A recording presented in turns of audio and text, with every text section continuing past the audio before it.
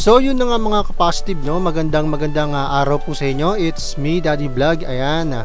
Kung matatandaan nyo, last time na-invite ako ni Arte Clothing bilang feature vlogger sa kanyang Facebook page, no?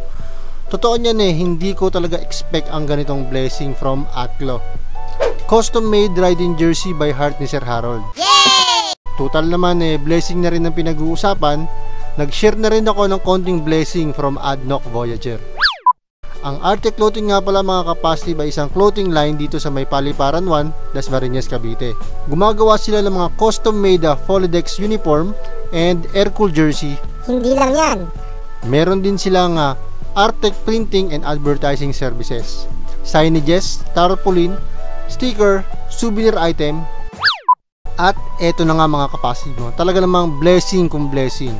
Overwhelming thank you kay Sir Harold dahil bukod sa feature vlogger, napabilang pa ako sa grupo ng Team Payagpag. Ang galing! Ang galing! Swerte ko na rin at nakilala ko dito ang Riding Shine PH at ang Zion Tactical Bag.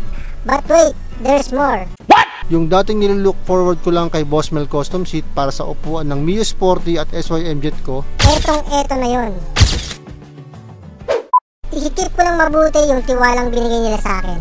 At syempre, yung loyalty sa mga nasabing brand as brand ambassador at affiliate nila. Sana all. Thank you Sir Harold. At sa buong Team Payagpag, mabuhay kayo.